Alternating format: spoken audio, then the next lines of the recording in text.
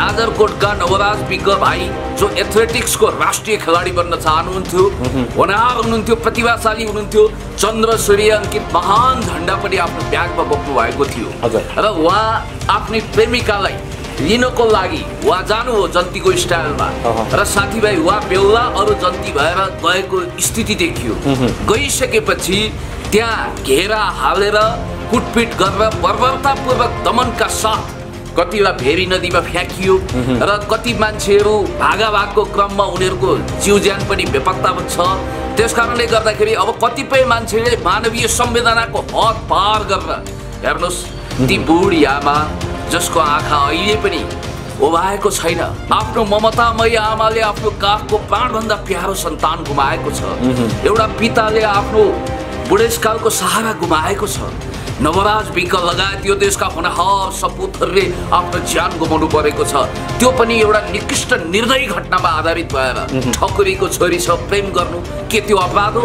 मैले तपाईँलाई यति कुरा भन्नु, तपाईँले विलियम शेक्सपियर पढ्नु भएको छ, everything is fair in love and war भन्ने कुरा तपाईँलाई थाहा छ। सबै कुरो प्रेम र युद्धमा जायज हुन्छ अरे। Everything is fair in love and war, अर्थात् लभ इज ब्लाइन्ड भन्छ। सायद बुद्धिभङ्ग र पलाउन अलिकति बाँकी भएका 21 वर्षीय नवराजलाई आफ्नो प्रेमिकालाई दुलै बनाउने रहर र हुटुटी जाग्यो। उनले पनि हिन्ट्स दिएकी रहेछन्। फेसबुक हामीले प्रोफाइल हेऱ्यौँ, आफ्नो मूल प्रवाह र शक्ति सम्झिनुपर्छ, न कि तिनीहरूलाई अहिले गरे नथुकैले कुडा कर्कट झार फत्कर जस्तो मानेर ह्याकुलाले पेलेर पेलपाल जलजल ठेलठाल गरेर किनारामा धकेल्ने होइन। ती वर्ग, ती जाति, गरिब, निमुखा, असहाय, अपहेलित, दलित, सीमान्तकृत महिला, आदिवासी, मुस्लिम, मधेसी सबै प्रकारका इन्द्रणीमय समाजका ती महान समुदायलाई समेटेर नि हामीले लोकतन्त्रको सुन्दर अभ्यास गर्ने। मैले बुझ्न खोजेको चाहिँ जो दलित परिवारहरू छन् उनीहरूको न्याय प्राप्तिको लागि पुण्य गौतम आजदेखि नवराज विकको परिवारलाई काँध हाल्न तयार छ, त्यो घोषणा गर्न सक्छ? अरे बाबा, हर उत्पीडित, न्याय नपाएका, निमुखा, होचा, अर्गेला, घाँस खोसिएका, बाँस लुटिएका, घाँसपास कपास शिक्षा स्वास्थ्य सुरक्षाबाट वञ्चित भएका भुइँ तहका सीमान्त मान्छेहरूको आवाज हो पुण्य गौतम। भन्नुहोस्, म कहाँ उभिनु पर्यो, म कहाँ लड्नु पर्यो, जुन ठाउँमा उभिएर भने पनि लकडाउनको बावजुद पनि पुण्य गौतम बोल्ने मात्रै होइन, त्यो उत्पीडनमा परेको वर्ग, जाति, मान्छेको पक्षमा दरो खरो आवाज मात्रै बुलन्द गर्ने होइन, लड्नु पर्छ भने पनि कोही बात छैन, म तयार छु। किनभने समाजको विकासको निम्ति, सामाजिक आर्थिक राजनीतिक रूपान्तरणको निम्ति, नेपालको नेसनल सोभरेनिटी, टेरिटोरियल इन्टिग्रिटी, इन्डिपेन्डेन्सको निम्ति। नमस्कार, म पुण्य गौतम बोले सर, काठमाडौँदेखि। अनि सर, अब म यो सामाजिक अभियन्ता पनि हो, नेकपाको नेता पनि हो होइन, र मूलतः यो सामाजिक सञ्जालमा समाज र राष्ट्रको पक्षमा आफ्ना विचारहरू एक्सप्रेस गर्छु सर। अनि मैले हजुरसँग बुझ्न खोजेको यो राष्ट्रलाई नि हल्लाइरहेको अन्तर्राष्ट्रिय जगतको पनि एकदमै ध्यानाकर्षण गरेको रुकुम घटना छ होइन। त्यहाँ हाम्रा देशका होनहार नवराज विकले आफ्नो ज्यान गुमाउनु भएको छ। नवराज विक लगायतका साथीभाइहरूले यसले एउटा राष्ट्रिय अन्तर्राष्ट्रिय रूपमै तहल्का मचाइरहेछ सर। अब यो नवराज विकको घटनाको अध्ययन गर्ने, त्यसको आधिकारिक व्यक्तित्व, त्यहाँको घटनालाई दुधको दुध पानीको पानी छुट्याएर न्याय इन्साफ दिलाउने व्यक्तित्व सर हुनुहुन्छ होइन। के भइरहेछ यसो बुझौँ भनेर सर। हजुर, जे होस्,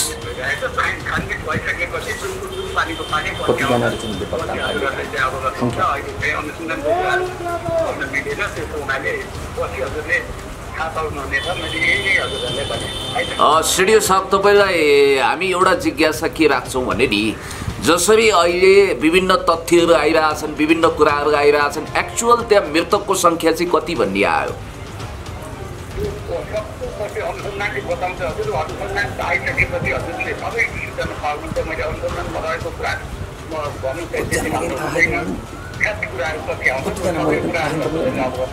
त्यही त, कतिजना डेड बडी फेला पऱ्यो, के भयो भन्ने कुरो अलिकति।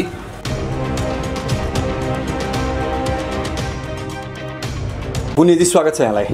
धेरै धेरै धन्यवाद। नमस्कार प्रकाशजी। हजुर, रुकुम घटना एकदमै संसारलाई त्राहिमाम बनाउने गरी, रुवाउने गरी घटेको घटना, तपाईँले कसरी र कुन रूपमा लिनुभयो? यो 21औं शताब्दीमा मानव सभ्यतालाई कलङ्कित गर्ने गरी जसरी रुकुममा एउटा विभत्स दुर्घटना देखियो त्यसलाई म कठोर शब्दमा निन्दा भर्सना गर्न चाहन्छु र मृतकप्रति हार्दिक श्रद्धाञ्जली व्यक्त गर्दै परिवारजनमा गहिरो संवेदना पनि व्यक्त गर्न चाहन्छु र यस खालको अत्यन्तै ज्यादतीपूर्ण बर्बर अमानवीय जातीय विभेदमा आधारित घटना जो रुकुममा घटेको छ र त्यहाँ नवराज विक लगायत यो देशका होनहार सपुतहरूले आफ्नो जीवन गुमाउनु भएको छ। मैले उहाँहरूलाई एउटा शहीदको दर्जा दिँदै आगामी दिनमा संसारको कुनै पनि कुनामा यस्तो निर्दयी घटना नघटोस् र निर्दोष अब अनुसन्धान जारी छ भनेर सिडिओ साहबले भन्नुभएको छ। निर्दोष एकजना पनि नफसोस्, दोषी कोही नउम्कियोस्, आकाश पाताल धुई पाताल चारैतिर खोजेर तीनतिर 14 भुवन जहाँ भए पनि दोषी र अपराधीहरूलाई कठघरामा उभ्याएर कडाभन्दा कडा सजाय दिइयोस्। भर्खरै सिडिओ साहबसँग कुरा गर्नुभयो, के भन्नुभयो सिडिओ साहबले? होइन, सिडिओ साहबले त धेरै कुरा बोल्न चाहनु भएन। उहाँले राज्यको आधिकारिक भाषा बोल्ने हो, त्यसकारण उहाँले भन्नुभएको छ अनगोइङ इन्भेस्टिगेसन चलिरहेको छ र हामी दोषीलाई छोड्दैनौँ र न्याय दिलाउँछौँ, दुधको दुध पानीको पानी छुट्याउने न्यायिक राजहंस जस्तो भूमिका निर्वाह गर्छौँ भन्ने भाव उहाँले प्रकट गर्नुभयो। हेरौँ, हामी उहाँलाई हौसला दिनुपर्छ र मलाई पनि आशा भरोसा विश्वास छ त्यहाँ कुनै पनि हिसाबले न्याय प्राप्त हुनुपर्छ र न्यायको मन्दिरको रूपमा प्रशासनिक निकाय रहेको छ। जनताको अदालतबाट अहिले जे तर्कहरू आएको छ, जसरी जनताले प्रश्न गरिरहेका छन् त्यसको एक एक उत्तर जवाफ मिल्नु जरुरी छ। घटनाक्रम चाहिँ के रहेछ, के जानकारी पाउनुभयो? तपाईँ त नेकपाको नेता पनि हुनुहुन्छ, तपाईँको देशव्यापी संरचना छ। रुकुम पश्चिम जिल्लाले पुण्य गौतमलाई गोप्य र भित्री इन्फर्मेसन त केही दियो होला नि अवश्य पनि? हो, मैले आफ्नो तर्फबाट आफ्नो स्रोतबाट पनि बुझेको छु र मलाई चाहिँ यो घटना ठ्याक्कै कोलम्बियामा तपाईँले याद गर्नुभएको छ, तपाईँलाई थाहा छ संसारको सबभन्दा ठुलो ड्रग माफिया पाब्लो एस्कोबारले एकताका उसका ग्याङहरूले जसरी आदिवासी क्षेत्रमा गएर कत्लेआम गरेका थिए त्यो कत्लेआमको अर्को पार्ट जस्तो लाग्यो। हेर्नुहोस्, किनभने तपाईँलाई थाहा छ ड्रग माफिया त्यो पाब्लो एस्कोबार पछि क्रस फायरमा परेर इन्काउन्टरमा परेर मरेको पनि थियो। र मैले तपाईँलाई यति कुरा भनौँ कि जोस म्यानुएल सान्तोसले जसरी पाब्लो एस्कोबारका घटनामा पाब्लो एस्कोबारको कारण मरेकाहरूलाई जसरी न्याय दिलाएका थिए, अहिले हामी त्यही पोजिसनमा छौँ। अब रुकुम घटनामा जाउँ। रुकुम घटनाको पृष्ठभूमि हेर्दाखेरि हामी आश्चर्यचकित हुन्छौँ। जस्तो कि अब ठ्याक्कै घटनाक्रमको विषयमा मैले तपाईँलाई फ्ल्यासब्याक बोल्न अघि नवराज विक सहितका साथीभाइहरू करिब 19 जना साथीभाइहरू एउटा हुन त मान्छेले साउथ इन्डियन फिल्मको स्टाइलमा भनेका छन्, हुल बाँधेर जन्ती बाँधेर रुकुमतर्फ अगाडि बढ्छन्। जाजरकोटका नवराज विक भाइ जो एथलेटिक्सको राष्ट्रिय खेलाडी बन्न चाहनुहुन्थ्यो, होनहार हुनुहुन्थ्यो, प्रतिभाशाली हुनुहुन्थ्यो, चन्द्र सूर्य अङ्कित महान झन्डा पनि आफ्नो ब्यागमा बोक्नु भएको थियो र उहाँ आफ्नै प्रेमिकालाई लिनको लागि उहाँ जानु हो जन्तीको स्टाइलमा र साथीभाइ उहाँ बेहुला अरू जन्ती भएर गएको स्थिति देखियो। गइसकेपछि त्यहाँ घेरा हालेर कुटपिट गरेर बर्बरतापूर्वक दमनका साथ कतिलाई भेरी नदीमा फ्याँकियो र कति मान्छेहरू भागाभागको क्रममा उनीहरूको जीव ज्यान पनि बेपत्ता छ। त्यसकारणले गर्दाखेरि अब कतिपय मान्छेले मानवीय संवेदनाको हद पार गरेर हेर्नुहोस् ती बुढी आमा जसको आँखा अहिले पनि ओभाएको छैन, आफ्नो ममतामय आमाले आफ्नो काखको प्राणभन्दा प्यारो सन्तान गुमाएको छ, एउटा पिताले आफ्नो बुढेसकालको सहारा गुमाएको छ। नवराज विक लगायत यो देशका होनहार सपुतहरूले आफ्नो ज्यान गुमाउनु परेको छ। त्यो पनि एउटा निकृष्ट निर्दयी घटनामा आधारित भएर ठकुरीको छोरी छ, प्रेम गर्नु के त्यो अपराध हो? मैले तपाईँलाई यति कुरा भन्नु, तपाईँले विलियम शेक्सपियर पढ्नु भएको छ, everything is fair in love and war भन्ने कुरा तपाईँलाई थाहा छ। सबै कुरो प्रेम र युद्धमा जायज हुन्छ रे। Everything is fair in love and war, अर्थात् लभ इज ब्लाइन्ड भन्छ। सायद बुद्धिभङ्ग र पलाउन अलिकति बाँकी भएका 21 वर्षीय नवराजलाई आफ्नो प्रेमिकालाई दुलै बनाउने रहर र हुटुटी जाग्यो। उनले पनि हिन्ट्स दिएकी रहेछन्। फेसबुक हामीले प्रोफाइल हेऱ्यौँ, आफ्नो पत्नीकै स्ट्याटसमा उनले सम्बोधन गरेको देखिएको छ। अब कतिले त भनिरहेका छन् उनको पेटमा बच्चा छ, त्यो मल्ल केटीको। त्यसकारणले गर्दाखेरि त्यहाँ धेरै चिजहरू भएको छ। हुन त म उच्च जातिको हुँ भनेर उनले ढाँटेर ललाई फकाई गरेको, पछि प्रेमिकाले प्रेम सम्बन्ध तोडेको, त्यसपछि नवराजले जोर जबरजस्ती गर्न गएको, अनि त्यसरी जाँदा के सुमसुम्याउँछन्, चुम्बन गर्छन्, उनीहरूलाई दिने सजाय यही हो भनेर बडो क्रूर, घटिया, निकृष्ट, निर्दयी, अमानवीय तर्क गर्ने पाशविक जल्लाद मनोवृत्तिका मान्छे पनि मैले देखेँ। त्यो होइन, यदि ल मान्नुहोस् एकछिनको लागि उनीहरूको तर्क मान्यौँ, 0.1% उनीहरूकै कुरा मान्यौँ, न त त्यो फजुल तर्क हो। त्यस्तो हो भने पनि वान साइडेड लभ थियो अथवा टुटेको थियो भने पनि त सम्झाइ बुझाइ गरेर प्रशासनमा बुझाउने, बुवा आमालाई जिम्मा लगाउने, अनि लकडाउन तोडेर किन यसरी हुल बाँधेर आएको भनेर सम्झाइ बुझाइ गर्ने अल्लाह रे ठिटाहरू आएका छन्। त्यसकारणले गर्दाखेरि यिनीहरूलाई पिटपाट धेरै गर्नु हुँदैन, मानवीय हुनुपर्छ भनेर भन्ने कि त्यसरी क्रूरतापूर्वक लखटी मान्छेलाई जीवनै समाप्त गर्न अभिशप्त बनाउने? तपाईँ भन्नुहोस्। यो घटनामा त्यसो भए स्थानीय जनप्रतिनिधि वडाध्यक्षले विवेक गुमाए होइन त? होइन, त्यहाँ धेरैले विवेक गुमाएका छन्। हेर्नुहोस्, घाँटी कुरा काटी मिल्दैन, यथार्थ र तथ्यमा आउनुपर्छ। त्यसकारण मलाई जहाँसम्म लाग्छ अहिले जनार्दन शर्मा प्रभाकरजी माथि धेरै खनिनु जरुरी पनि छैन। उहाँले अप्रत्यक्ष रूपमा कन्फेसन्स गरेको पनि मैले देखिसकेँ। र कुरा के हो भने इन्साफको तराजु कतै ढल्किनु कोल्टिनु हुँदैन, निष्पक्ष न्यायिक ढङ्गले घटनाको अनुसन्धान हुनुपर्छ, दोषीलाई कारबाही हुनुपर्छ, निर्दोषलाई केही पनि तलमाथि हुनु हुँदैन। हामी यही भन्न चाहन्छौँ। अब यो घटनाको जुन विकासक्रम छ, विकासक्रम हेर्दा धेरैले शङ्का गरेका छन्, राजनीतिकरण हुने भयो, जनताले न्याय नपाउने भए नवराज विकहरूले भनेर प्रश्न गरेका छन्। तपाईँलाई त्यो प्रश्न लागेको छ कि छैन? होइन, यसलाई अनावश्यक पोलिटिसाइज गर्नु हुँदैन, किनभने यो सामाजिक र मानवीय संवेदनासँग सम्बन्धित हाम्रो समाजशास्त्र र मानवशास्त्रलाई एकचोटि तपाईँले अध्ययन गर्नुपर्छ। मरिनी देवीलाई दिशा खुवाएको सोसाइटी हो नि त हाम्रो। किनभने तपाईँलाई थाहा छ मुलुकी ऐन 2020ले जातीय विभेदलाई उन्मूलन गरेको छ। जङ्गबहादुरले त्यो कोसिस गरेका थिए। कमरा कमारी प्रथाको त चन्द्र शमशेरले उन्मूलन गरेका थिए नि राणा शासनकालमा।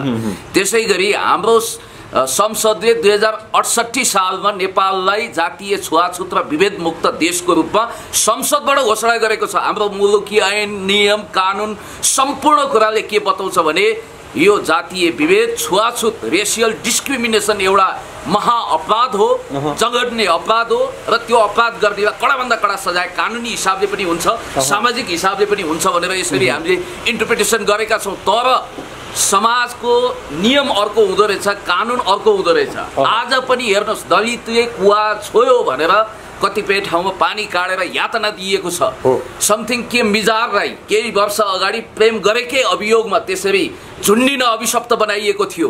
कतिको लास अहिले पनि हस्पिटलमा बेवारिसी हिसाबले सडेको छ। त्यसकारणले गर्दाखेरि यो कुख्यात जुन खालको अमेरिकामा पनि त, अमेरिका जस्तो विकसित देशमा अब्राहम लिङ्कनले यो तपाईँलाई थाहा छ कलर डिस्क्रिमिनेसन उच्छेद गरेका थिए, उन्मूलन गरेका थिए, रङ्गभेदलाई, जातीय विभेदलाई। तर आज पनि गोराहरूले आफूलाई फर्स्ट क्लास सिटिजन सोच्ने र कालाहरूलाई सेकेन्ड क्लास सिटिजन सम्झिने। बाराक ओबामा राष्ट्रपति भएको पछाएनन्। आई हेभ अ ड्रिम भन्ने मार्टिन लुथर किङको दोहोलो काढिएको थियो त्यत्रो प्रजातान्त्रिक सेनानीको। त्यसकारणले अमेरिका जस्तो विकसित देश, युरोपियन देशमा, कतिपय देशमा विभेदहरू अहिले पनि विभेदका जराहरू चाहिँ सामाजिक र मानवीय छन्। त्यति मात्रै होइन, स्मरण गर्नुपर्छ हामी कम्युनिस्टहरूले त पिँधमा परेका आदिवासी जनजाति, महिला, दलित, सीमान्तकृत मुस्लिम सबैलाई राज्यको मेन स्ट्रिममा समावेशी प्रजातन्त्र अन्तर्गत अवसर दिएको हो।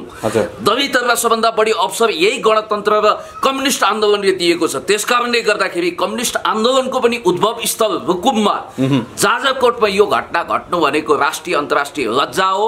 र म अर्को कुरा के पनि भन्न चाहन्छु प्रकाशजी भने सफा हामीले स्टालिनको जिन्दगी जीवनी पढ्छौँ, बायोग्राफी। स्टालिन भनेको त्यहाँका एरिस्टोक्राट जारहरूले स्टालिनलाई पछि पनि होच्याउँथे द सन अफ सुमेकर भनेर, अर्थात् जुत्ता सिउने, हाम्रो भाषामा भन्नुपर्दा सार्कीको सन्तान भनेर त्यसरी अपमानित गर्थे। तपाईलाई थाहा छ भारतको संविधानको निर्माता भनेको डाक्टर अम्बेडकर हुनुहुन्छ, भीमराव अम्बेडकर। हाम्रो देशमा पनि दलितहरू, म दलित भन्दिनँ, शिल्पी समुदाय भन्छु, यो 4 जात 36 वर्ण 36 जातको यो जुन ढङ्गको यो श्रम विभाजन छ, यो जयस्थिति मल्लको पालामा भएको, वेदमा छैन त्यो कुरा। अरू हजारौं लाखौं वर्ष अगाडि लेखिएका पौराणिक ग्रन्थमा पनि छैन। यो विभेद भनेको पछि सुरु भएको हो र तपाईलाई एउटा स्मरण दिलाऊ, 4 वेद 18 पुराण लेख्ने वेदव्यास खुदै दलितको सुपुत्र हुन्, दलित आमाको कोखबाट जन्मिनु भएको।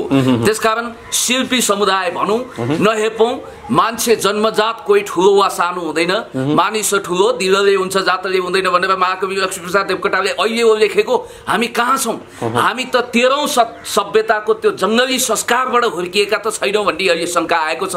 एउटा एक्सेप्सनल केसलाई ल्याएर या फेरि यसलाई जातीय कलर दिएर जाति जाति वर्ण वर्ण भाषा भाषा लिङ्ग भेषको बीचमा युद्ध गराउने, फुट विभाजन गराउने the class of civilisation and remaking of old order written by Samuel P Huntington, यो घोक्ने मान्छेहरूले अहिले नेपालमा साम्प्रदायिक दङ्गा फसाद मचाउन खोजिरहेका छन्। यसबाट पनि सावधान हुनुपर्छ। र यहाँ कथित तल्लो जाति भनेर आफूलाई माथिल्लो जाति एकदम बाबु साहेब सम्झनेहरू यसरी फुलेल भएर बस्नेहरूको दम्ब पनि ठिक छैन। किनभने हरेक जातिमा राम्रा मान्छे पनि छन्, बहुसङ्ख्यक राम्रा मान्छे छन्, अल्पसङ्ख्यक खराब मान्छे छन्। त्यो खराब मान्छेलाई देखाएर त्यो जाति नै खत्तम भयो, त्यो रेसै खत्तम भनेर भन्ने यो खालको घटिया अप्रजातान्त्रिक निकृष्ट चिन्तन अब हामीले त्याग्नुपर्छ। किनभने हाम्रो शास्त्र ग्रन्थ पौराणिक साहित्यले पनि त्यो कुरा वर्जित गरेको छ। स्वयं महात्मा गान्धीले हरिजन भनेर दलितहरूलाई आफ्नो चुलोमा पस्न दिनुभएको छ सर। त्यसकारण आज हाम्रो समाजमा जस्तो बिपी कोइरालाले पनि त धनमान सिंह परियारलाई महामन्त्री बनाउनु भएको थियो नि त।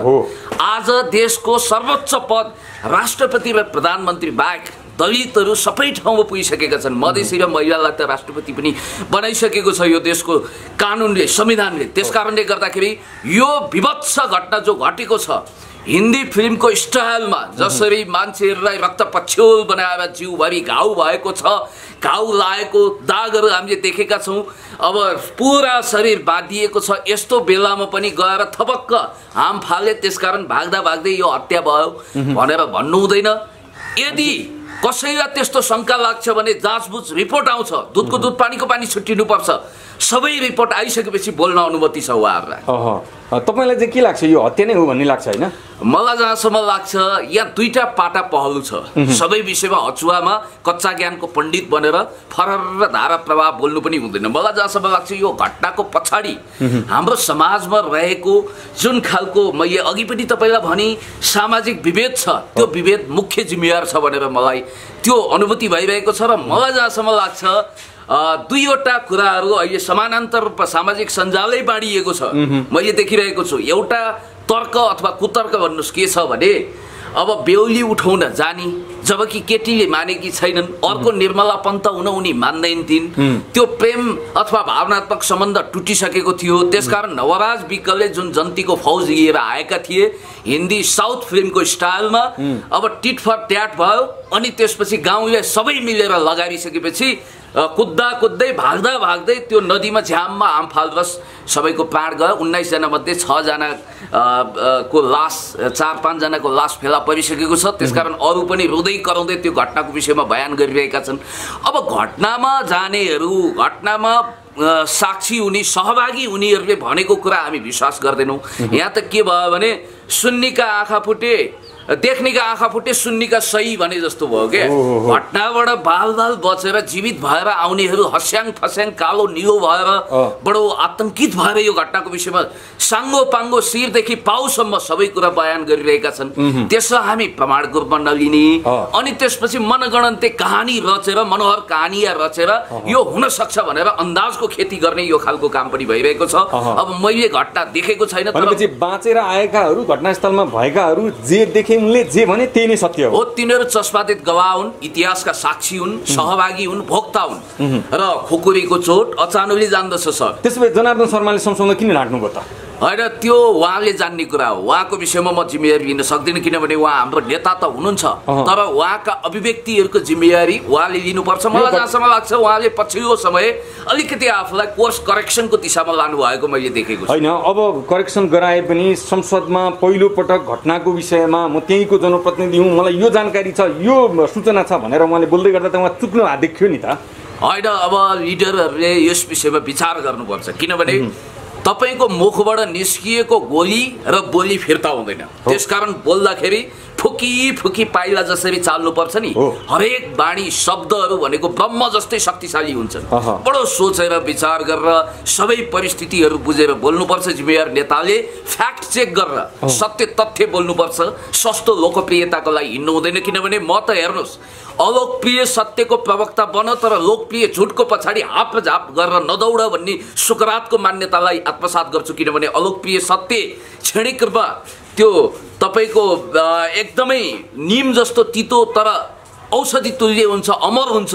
तर लोकप्रिय झुट भनेको चाहिँ क्षणिक रूपमा विष लड्डु जस्तै मिठो हुन्छ, पछि तपाईँलाई ठहरै पार्छ। त्यो क्षणिक हुन्छ, बेलुद जस्तै प्याट्ट फुट्छ। त्यसकारण जनार्दन शर्माज्यू जस्तो एउटा परिपक्व जिम्मेवार नेता जनयुद्धबाट खारिएर आएको, यही आदिवासी दलित सीमान्तकृत जातिहरूलाई महिला विभेदमा पारिएका, पिँधमा पारिएका, घाँस खोसिएका, बास लुटिएका, घाँसपास कपास शिक्षा स्वास्थ्य सुरक्षाको अवसरबाट वञ्चित गरिएकाहरूलाई आफ्नो मूल प्रवाह र शक्ति सम्झिनुपर्छ, न कि तिनीहरूलाई अहिले गरे नथुकैले कुडा कर्कट झार पत्कर जस्तो मानेर ह्याकुलाले पेलेर पेलपाल जेलजाल ठेलठाल गरेर किनारामा धकेल्ने होइन। ती वर्ग, ती जाति, गरिब, निमुखा, असहाय, अपहेलित, दलित, सीमान्तकृत महिला, आदिवासी, मुस्लिम, मधेसी सबै प्रकारका इन्द्रणीमय समाजका ती महान समुदायलाई समेटेर नि हामीले लोकतन्त्रको सुन्दर अभ्यास गर्ने हो सर। त्यसकारण यो कुरामा जनार्दनजी पनि सहमत हुनुहोला। यो सैद्धान्तिक रूपमा सहमत मात्रै भएर भएन, व्यवहारिक हिसाबले पनि अगाडि बढ्नु। यति बेला यहाँको एउटा स्लोगन सम्झिन चाहन्छु। तपाईँले भन्नुहुन्छ सत्यको पक्षमा, न्यायको पक्षमा, शान्तिको पक्षमा, समृद्धिको पक्षमा, नो कम्प्रोमाइज भन्नुहुन्छ तपाईँ, होइन? जनताले प्रश्न उठाएछन्। पूर्व गृहमन्त्री शक्तिबहादुर बस्नेत जाजरकोटको हुनुहुन्छ, पूर्व गृहमन्त्री जनार्दन शर्मा रुकुमको हुनुहुन्छ, दुवैजना एउटै पार्टीको हुनुहुन्छ र यी दुईको साँठगाँठ मिलाएर यो घटनालाई पनि फेरि राजनीतिकरण गरेर यो हत्या होइन, उनीहरू आफै मरेका हुन् भनेर चाहिँ ढाकछोप गर्न सक्ने भनेर जनताले शङ्का गरेका छन्। तपाईँले आफ्नो त्यो स्लोगनलाई पुरा गर्नलाई मनसा वाचा कर्मणा भन्नुहुन्छ तपाईँ, होइन? त्यहाँदेखि पुरा गर्नु पर्यो भने यी जनतालाई न्याय दिलाउनको लागि के गर्नुहुन्छ, कसरी आवाज मुखरित गर्नुहुन्छ? अब मैले सायद यो अन्तर्वार्ताको अन्तिम चरणमा उभिएर यसलाई बिट मार्ने, यसलाई मैजारो गर्ने क्रममा हामी खडा भएका छौँ।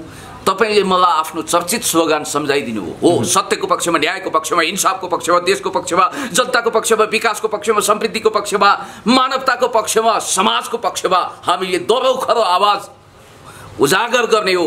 र एउटा कुरा के हुँदो रहेछ भने नि, संस्कृति भन्ने कुरा, समाजको जुन एउटा परम्परा भन्ने कुरा चाहिँ त्यसको सुपर स्ट्रक्चर होइन, बेस रहेछ। अर्थतन्त्र र संस्कृति चाहिँ त्यसको बेस रहेछ, सुपर स्ट्रक्चर चाहिँ पोलिटिक्स हो। त्यसकारण एभ्रिथिङ हामीले सोच्दाखेरि सबै विषयमा एभ्रिवेयर कमान्ड इन पोलिटिक्स भन्छौँ नि, तर पोलिटिक्सलाई पनि दिग्दर्शन गर्ने चाहिँ समाजशास्त्रीय कोणबाट हेर्दाखेरि तपाईले के देख्नुहुन्छ भने संस्कृति र सभ्यता रहेछ। त्यसकारण संस्कृति र सभ्यता बहुत महत्त्वपूर्ण हुँदो रहेछ। तपाईको मनमा जरा गाडेर बसेको संस्कारले तपाईलाई लतारेर लाँदो रहेछ। त्यसकारण म फेरि पनि भन्न चाहन्छु, मनसा वाचा कर्मणा, हामीले समाजको भलो चाहने हो, सर्वजन हितायको मान्यता राख्ने हो, बहुजन हितायको मान्यतालाई पनि आत्मसात गर्दै अगाडि बढिरहँदाखेरि मैले तपाईलाई यति कुरा भनौँ, हेर्नुहोस् यसलाई जबरजस्त राजनीतिक कलर दिनु हुँदैन। अब फलाना तिलाना ढिस्काना पार्टीले यसलाई आफ्नो एजेन्डा बनाए अनि तिनीहरू चाहिँ अपोजिसनमा उभिए, यसरी बटवारा हुने होइन के। सामाजिक मानवीय मुद्दा हो यो त मानव शास्त्रसँग जोडिएको, हाम्रो समाजशास्त्रसँग जोडिएको, हाम्रो चिन्तन र संस्कारमा जोडिएको फ्युडालिस्टिक माइन्डसेट, हाम्रो फ्युडालिस्टिक मोड अफ प्रडक्सनको उपज हो भनेर हामीले यसरी हेर्नुपर्छ। यो सामन्ती उत्पादन प्रणालीलाई उच्छेद गरेर जुन ढङ्गको एउटा तपाईले सांस्कृतिक हिसाबले पनि सामन्तवाद देख्नु भएको छ, त्यसलाई उच्छेद गरेर त्यसलाई उन्मूलन गरेर सभ्य भव्य गरिमामय, सबैले बाँच्न योग्य, सबै जाति भाषा वर्ण लिङ्ग भेष भाषाको एउटा सभ्य भव्य गरिमामय समाज बनाउनको निम्ति म भन्न चाहन्छु यस्तो घटनालाई राजनीतिकरण नगरौँ। फोस्रो खालको पोलिटिसाइजले गर्दा समाजमा द्वन्द्व खडा हुन्छ। मैले बुझ्न खोजेको चाहिँ जो दलित परिवारहरू छन् उनीहरूको न्याय प्राप्तिको लागि पुण्य गौतम आजदेखि नवराज विकको परिवारलाई काँध हाल्न तयार छ, त्यो घोषणा गर्न सक्छ? अरे बाबा, हर उत्पीडित, न्याय नपाएका, निमुखा, होचा, अर्गेला, घाँस खोसिएका, बास लुटिएका, घाँसपास कपास शिक्षा स्वास्थ्य सुरक्षाबाट वञ्चित भएका भुइँ तहका सीमान्त मान्छेहरूको आवाज हो पुण्य गौतम। भन्नुहोस् म कहाँ उभिनु पर्यो, म कहाँ लड्नु पर्यो, जुन ठाउँमा उभिएर भने पनि लकडाउनको बावजुद पनि पुण्य गौतम बोल्ने मात्रै होइन, त्यो उत्पीडनमा परेको वर्ग जाति मान्छेको पक्षमा दरो खरो आवाज मात्रै बुलन्द गर्ने होइन, लड्नुपर्छ भने पनि कोही बात छैन, म तयार छु। किनभने समाजको विकासको निम्ति, सामाजिक आर्थिक राजनीतिक रूपान्तरणको निम्ति, नेपालको नेसनल सोभरेनिटी, टेरिटोरियल इन्टिग्रिटी, इन्डिपेन्डेन्सको निम्ति हामीले शिरमा कफन बाँधेर कालापानी लिम्पियाद्वारा नेपालको भनेर आन्दोलन गर्ने हामी फेरि एकचोटि एउटा उत्पीडनमा परेको वर्ग जाति अनि समुदायप्रति अत्यन्तै नतमस्तक भएर उनीहरूको पक्षमा दरखरो वकालत गर्दै लड्नको निम्ति पनि तयार छ। ल अब अन्तमा बताइदिनुहोस्, हामीले 2020 सालको मुलुकी ऐनबाटै जातीय विभेदको अन्त्य गरेका थियौँ, त्यो घोषणा भएको थियो, कागजी रूपमा भएको थियो, नयाँ संविधान ल्यायौँ, संविधानबाट झन् दरखरो रूपमा चाहिँ त्यसलाई अन्त्य गऱ्यौँ, लेख्यौँ, सबै जनता एक हुन् है, यहाँ महिला र पुरुष मात्रै छ, कोही छैन भनेर भन्यौँ, तर व्यवहारमा त्यो लागू हुन सकेन, कार्यान्वयन हुन सकेन। संविधानमा लेखेर मात्रै नहुँदो रहेछ है, व्यवहारमा यी कुरा कार्यान्वयन गर्नलाई के गर्नुपर्ने रहेछ, तपाईँको बुझाइ के संक्षिप्तमा बताउनुहोस् त। अब हेर्नुहोस्, राजनीतिको रङ यदि हरियो छ भने समाजको रङ खैरो हुँदो रहेछ। तपाईँले समाजलाई जसरी बुझ्नुहुन्छ नि ठ्याक्कै त्यस्तो हुँदैन। म फेरि पनि भन्न चाहन्छु, तपाईँ जुनसुकै हिसाबले राजनीति गर्नुहोस्, तर समाजमा स्थापित मान्यता जरो गाडेर बसेको त्यो कुसंस्कार कुरीति एकै रातमा चुके ल्याङले चमत्कार गरे जस्तो, अथवा पिसी सरकार भन्ने विश्व प्रसिद्ध जादुगरले जादुको छडी घुमाएर जसरी एकदमै चमत्कार गरेका थिए, त्यसरी चमत्कारिक रूपमा समाजको विभेद हट्दो रहन्छ। It takes time. तपाईँले धैर्यता गर्नुपर्छ, बिस्तारै बदलिन्छ, ग्रेजुअली चेन्ज हुँदो रहेछ, छलाङ मात्रै सबै कुरो होइन रहेछ। त्यसकारण यो जातीय विभेद विरुद्ध यो घटनाले हामीलाई के पाठ सिकाएको छ भने, नवराज विक जस्तो यो देशको होनहार सपुत, नवराज विक र उनका साथीहरू जस्ता देशभक्त नेपालीले आफ्नो ज्यानको आहुति दिएर हामीलाई यो शिक्षा दिनुभएको छ कि खबरदार, जातीय विभेदका सबै जराहरू उन्मूलन गर्नु।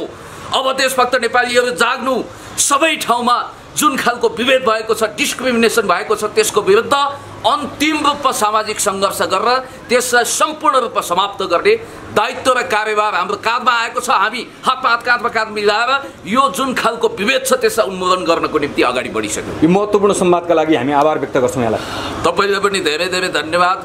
जब जब राष्ट्रियतामाथि सङ्कटको बादल मड्राउँछ, जब जब नेपालमा यो खालको सांस्कृतिक विभेदहरू हुन्छ, जब जब राष्ट्रियता खतरामा पर्छ, तपाईँको मिडिया दरखरो मुखर रूपमा अगाडि आएको छ। तपाईँको मिडिया र व्यक्तिगत रूपमा प्रकाशजीलाई पनि म धेरै धेरै धन्यवाद दिन चाहन्छु। हस्, नमस्कार।